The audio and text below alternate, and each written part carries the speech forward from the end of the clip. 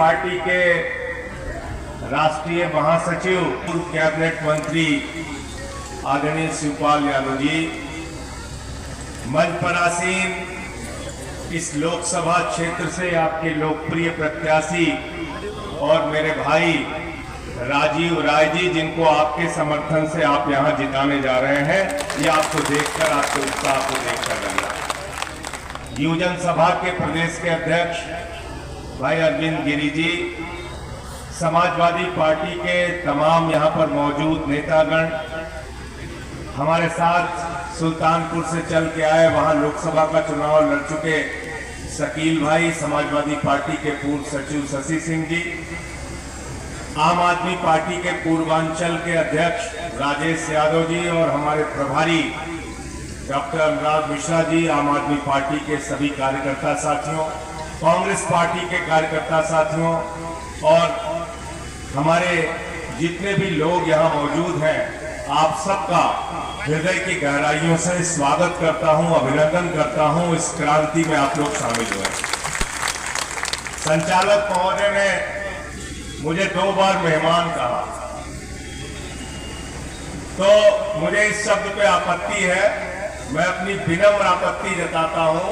मैं समाजवादी युवजन सभा का प्रदेश का सचिव रहा हूं और जम के लड़ाई लड़ा हूं, जेल भी गया हूं, लाठी भी खाया हूं, मुकदमे भी लिखवाया। और ये अरविंद गिरी इस समय हमारे साथ हो जाता है। संजय भैया जिंदाबाद, जिंदाबाद जिंदाबाद, और संजय भैया जिंदाबाद, नेताजी अब इस दुनिया में नहीं है, लेकिन जब आंदोलन होता था तो वो हिसाब लेते थे, युवजन सभा वाले कितने लाठी खाए, लोहिया वाले कितने खाए, मुलायम सिंह यूथ ब्रिगेड वाले कितने खाए, समाजवादी पार्टी के जिलाध्यक्ष ने क्या किया, विधानसभा के अध्यक्ष ने क्या किया, कहां रास्ता रोका गया, कहां आंदोलन किया गया। हम लोग आंदोलन के कोख से पैदा हुए हैं, किसी मोदी और किसी सरकार की तानाशाही से डरते नहीं। मुझे 6 महीने तक जेल में रखा मोदी जी की सरकार ने, और गुनाह सिर्फ एक था कि इनसे आंख से आंख में मिला के बात करता था, और मैंने संसद के अंदर नारा लगाया था, मोदी अदानी भाई भाई, देश बेच के खाई मलाई। पूरा देश बेच रहे हो आप। अभी रोजगार का जिक्र कर रहे थे राजीव राय जी, कहां रोजगार बचा आपका? प्रधानमंत्री जी ने आपको गारंटी दी थी 2 करोड़ नौकरी हर साल देंगे नौजवानों, हमको वोट दे दो। 20 करोड़ नौकरी मिलनी थी 10 साल में, 80 करोड़ लोगों को 5 किलो राशन की लाइन में खड़ा कर दिया। कोयला अपने दोस्त को दिया, गैस अपने दोस्त को दिया, बिजली अपने दोस्त को दिया, पानी अपने दोस्त को दिया, सड़क अपने दोस्त को दिया, आकाश अपने दोस्त को दिया, एयरपोर्ट अपने दोस्त को दिया, पोर्ट अपने दोस्त को दिया, 2.5 लाख करोड़ का कर्जा अडानी को दिया। पहले रेल में 4 बेचते थे, अब रेल बेच रहे हैं। और हमसे क्या कह रहे गाजीपुर वालों, घोसी वालों, बलिया वालों, पूर्वांचल का जो नौजवान सुबह 4 बजे उठकर परिश्रम करके अपने शरीर को तैयार करता था, -45 डिग्री टेम्परेचर में सियाचिन में ड्यूटी करता था, +50 डिग्री टेम्परेचर में जैसलमेर में ड्यूटी करता था, कहता था भारत की सीमा की रक्षा के लिए अगर अपने सीने पे गोली खानी पड़ेगी तो उसके लिए भी तैयार है। उन नौजवानों को भी आपने धोखा दिया, अग्निवीर बना दिया। कह रहे 4 साल की नौकरी, 17 साल में हमारा जवान सेना में भर्ती होगा, 21 साल में वो रिटायर हो जाएगा। अरे प्रधानमंत्री जी, जब हमारे घर का बेटा 21 साल में रिटायर हो जाएगा तो 73 साल की उम्र में तुमको भी रिटायर कर देंगे, तुमको तीसरी बार मौका मिलेगा। बताओ मिलना चाहिए कि नहीं मिलना चाहिए मोदी को मौका? मोदी को मौका मिलना चाहिए कि नहीं मिलना चाहिए? नहीं मिलना चाहिए, और ये आपको तय करना है। मोदी को रिटायर करोगे ना आप लोग, पीछे तक हाथ उठा के बताओ, रिटायर कर देना। और शिवपाल जी यहां बैठे हैं, अखिलेश जी के सामने भी बात हुई, राहुल गांधी जी भी मौजूद थे। जिस दिन इंडिया गठबंधन की सरकार बनेगी, 48 घंटे के अंदर अग्निवीर योजना को कूड़ेदान में डालेंगे, पुरानी भर्ती फिर से शुरू होगी। पुरानी भर्ती फिर से शुरू होगी। जैसे सेना में पहले भर्ती होती थी वैसे ही भर्ती होगी सेना के अंदर। भारत के रक्षा मंत्री भी रहे मुलायम सिंह यादव जी, आप सब लोग जानते हैं, हमेशा सेना के गौरव को बढ़ाने का काम किया। नेताजी जब रक्षा मंत्री बने तो उन्होंने कहा अगर कोई जवान हमारा सीमा पे शहीद होता है तो उसकी डेड बॉडी, उसका जो पार्थिव शरीर है वो उसके घर आएगा, उसके पहले शरीर घर नहीं आता था। ये श्रेय अगर किसी को जाता है तो नेताजी मुलायम सिंह यादव जी का।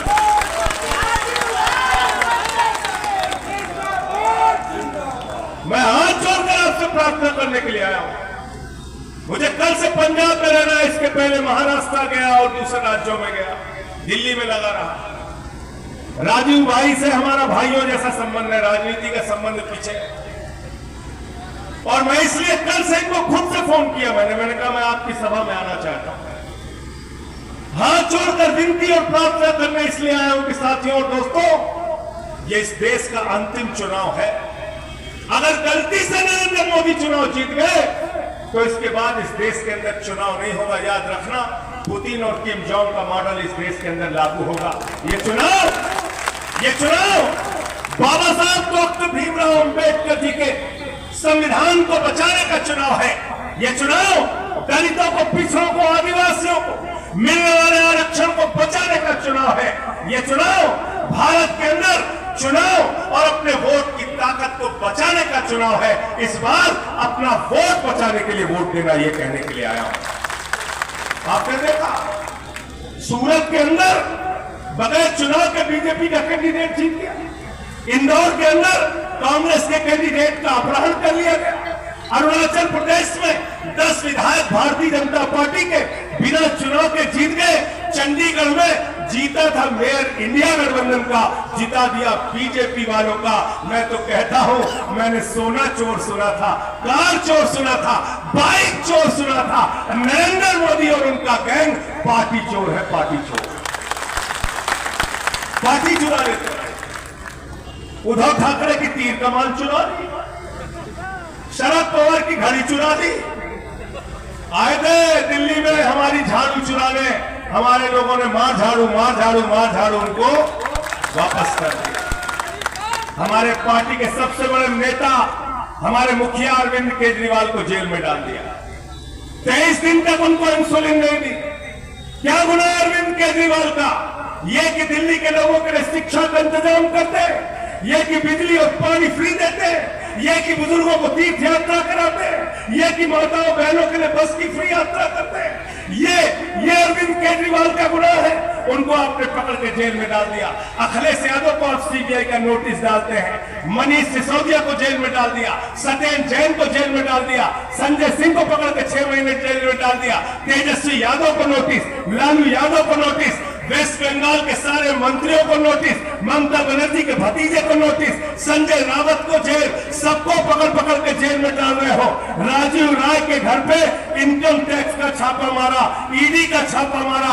इनसे सवाल पूछते थे कि अपनी पत्नी को 2000 रुपए क्यों दिए? अरे जिसके पत्नी होगी वही 2000 रुपए अपनी पत्नी को देगा। भाई मोदी जी, आपको पत्नी का सम्मान नहीं पता? माफ कीजिएगा मुझे, आपको नहीं पता पत्नी का सम्मान, आपको नहीं पता पति और पत्नी के रिश्तों के बारे में। आप तो ऐसी भाषा का इस्तेमाल कर रहे हैं।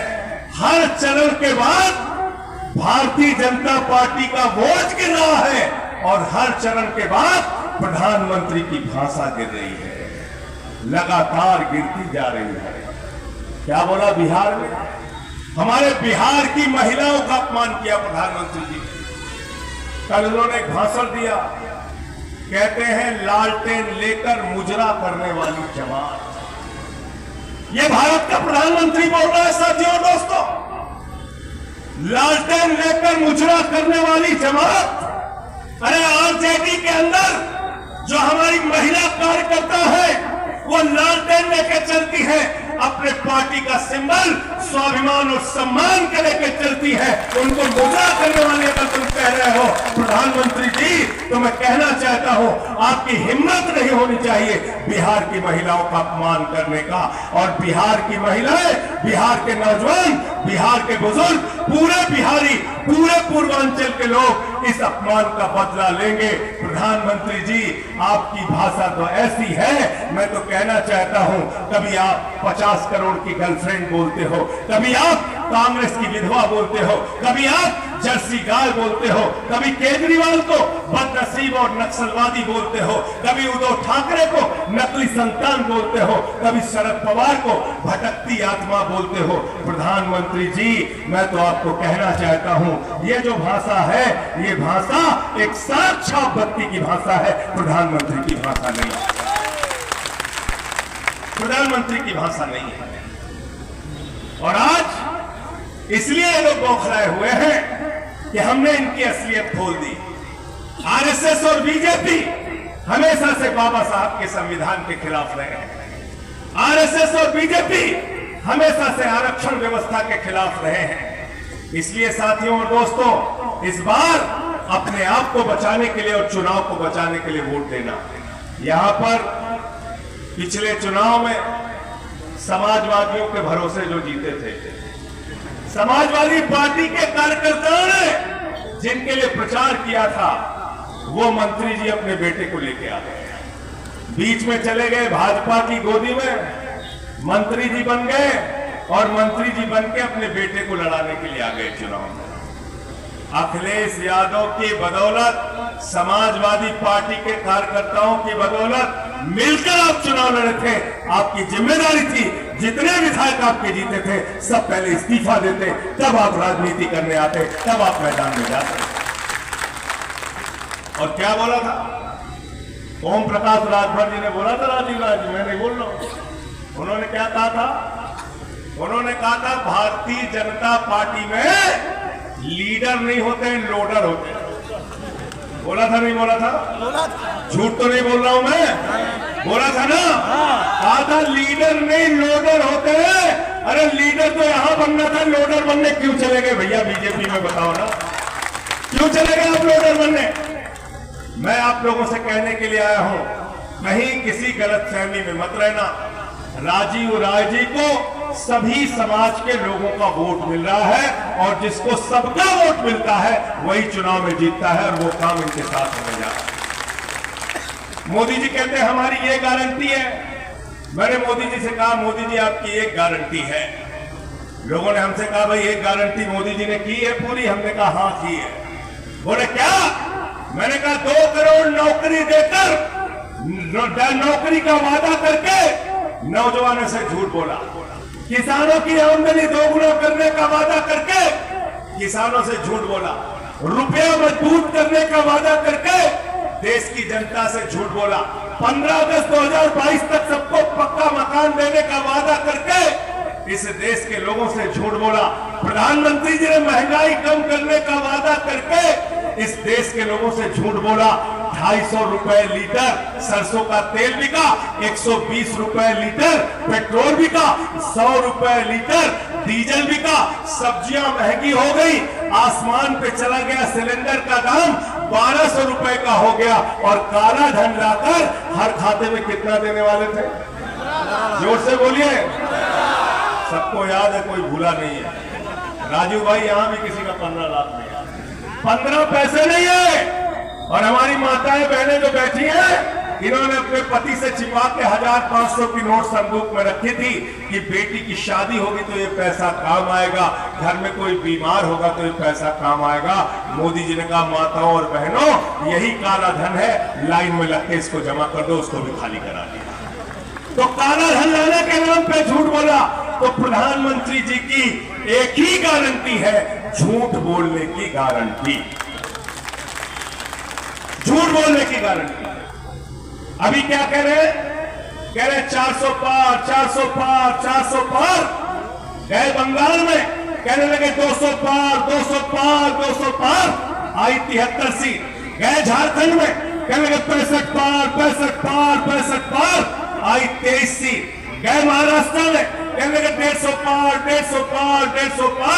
आई 105 सीट। गए कर्नाटक में, कहने लगे 130 पार, 130 पार, 130 पार, आई 65 सीट। गए हरियाणा में, कहने लगे 75 पार, 75 पार, 75 पार, आई 40 सीट। गए दिल्ली में, कहने लगे 45 पार, 45 पार, 45 पार, आई 8 सीट। गए मिजोरम में, कहने लगे 21 पार, 21 पार, 21 पार, आई 1 सीट। अब कह रहे 400 पार, 400 पार, 400 पार, जनता करे तड़ी पार, तड़ी पार, तड़ी पार। तड़ी पार करना है कि नहीं करना, बताओ। और आपसे हाथ जोड़ के प्रार्थना करने के लिए आया हूं, राजीव राज जी के लिए, इंडिया गठबंधन के लिए, समाजवादी पार्टी के लिए, साइकिल चुनाव निशान के लिए 1 जून को सुबह से लाइन में लग के, और समाजवादी लोग तो वैसे भी मेहनती होते हैं, परिश्रमी होते हैं, इतना वोट डालना, ये आराम करने वाले लोग हैं, घर में सोते रहे तब तक आपका वोट पड़ जाना चाहिए। इनको जिताना है, किसी वर्ग के नहीं है लोग, याद रखना, किसी के प्रति इनके मन में श्रद्धा नहीं है। ये वो लोग हैं जब 5 साल मुख्यमंत्री रह के अखिलेश यादव जी ने अपना घर खाली किया तो गंगा जल से घर धुलने का काम किया। ये वो लोग हैं, अखिलेश यादव जी ने अपनी पत्नी के साथ कन्नौज में मंदिर में पूजा की तो मंदिर से निकलने के बाद गंगा जल से मंदिर को धुलने का काम किया। मैं आप लोगों से कहने के लिए आया हूं, अखिलेश यादव के इस अपमान का बदला अपने वोट की ताकत से आपको लेना है। लेना है कि नहीं लेना, बताओ। मंदिर का शिलान्यास हो रहा था, तत्कालीन राष्ट्रपति हमारे श्री रामनाथ कोविंद जी दलित समाज से आते हैं, भागवत बुलाए जाते हैं, राज्यपाल बुलाई जाती है, लेकिन हमारे देश के राष्ट्रपति को नहीं बुलाया गया, रामनाथ कोविंद जी को शिलान्यास में नहीं बुलाया गया। मंदिर का उद्घाटन होता है, देश के प्रधानमंत्री जाते हैं, उत्तर प्रदेश के मुख्यमंत्री जाते हैं, भागवत जी जाते हैं, राज्यपाल जाती है, जो आदिवासी समाज से हमारी राष्ट्रपति आती है द्रौपदी मुर्मू जी, उनको नहीं बुलाया गया।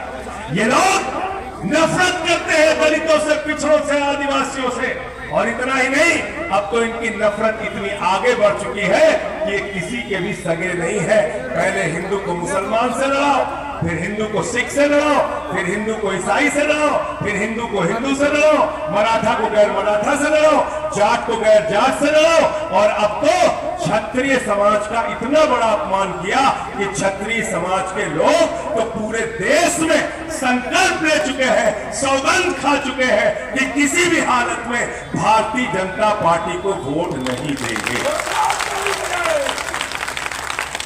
क्या बोला? इनका एक मंत्री है, कैबिनेट मंत्री रूपाला, वो क्षत्रिय समाज के बहु बेटियों पे सवाल उठाया, हमसे लड़ो, हमको मारो, हम पे गोलियां चलाओ, हमको जेल में डाल दो, हमें चिंता नहीं है, लेकिन हमारे परिवार की बहु बेटियों पे सवाल उठाओगे तो तुम्हारे घर में घुस के तुमको पराजित करने का काम करेंगे, याद रखना। और इस समय तो अलग ही राजनीति चल रही है।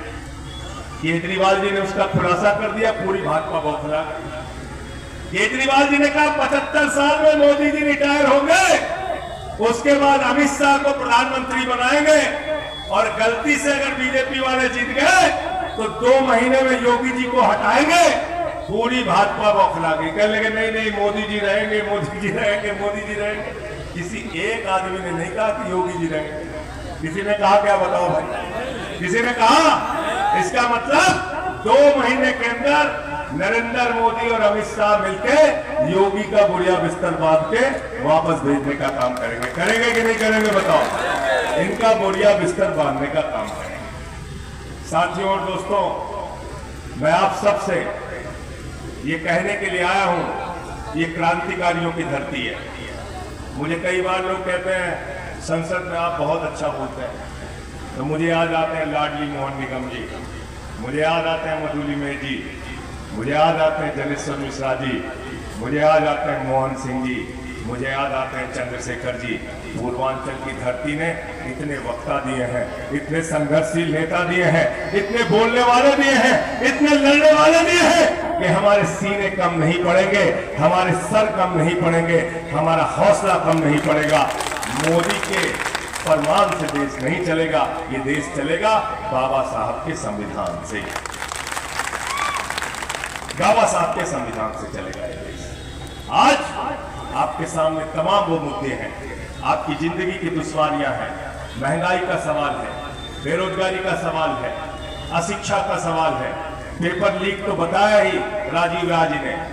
आज नौजवान परीक्षा देता है, परिश्रम करता है, मेहनत करता है, पैसे खर्च करता है, बाद में पेपर लीक हो जाता है, पेपर लीक हो जाता है। तो अंत में इन्हीं लाइनों के साथ कि कैसे कैसे मंदिर अभी आने लगे हैं और गाते गाते लोग चिल्लाने लगे हैं, बदल डालो इस तालाब के पानी को, कमल के फूल तो मुरझाने लगे हैं, कमल के फूल तो मुरझाने लगे हैं। संजय भैया जिंदाबाद। ये अमन बिक रहा है, चमन बिक रहा है, गरीबों के तन का कफन बिक रहा है, बाजारों में बहनों का तन बिक रहा है। यारों बुरा न मानो तो कह दूं, इन बेईमानों के हाथों वतन बिक रहा है, इन बेईमानों के हाथों वतन बिक रहा है। सारे भ्रष्टाचारी आज नरेंद्र मोदी के साथ हैं, वो चाहे अजीत पवार हो, वो चाहे छगन भुजबल हो, वो चाहे हसन मुशर्रफ हो, वो चाहे प्रफुल्ल पटेल हो, वो चाहे अशोक चौहान हो, वो चाहे जनार्दन रेड्डी हो, वो चाहे येदियुरप्पा हो, वो चाहे मुकुल राय हो, वो चाहे शुभेंदु अधिकारी हो, देश के सारे भ्रष्टाचारी आज नरेंद्र मोदी के साथ हैं। ये सब कुछ अगर आपको याद रहेगा, महंगाई और बेरोजगारी अगर आपको याद रहेगी, तो ये साइकिल निशान भी आपको याद रहेगा, राजीव राय भी आपको याद रहेंगे, इंडिया गठबंधन भी याद रहेगा। और जितने वादे हम लोगों ने किए हैं, एक एक वादे हम लोग पूरा करके दिखाएंगे। बहुत बहुत शुक्रिया, बहुत बहुत धन्यवाद। इंकलाब जिंदाबाद, समाजवादी।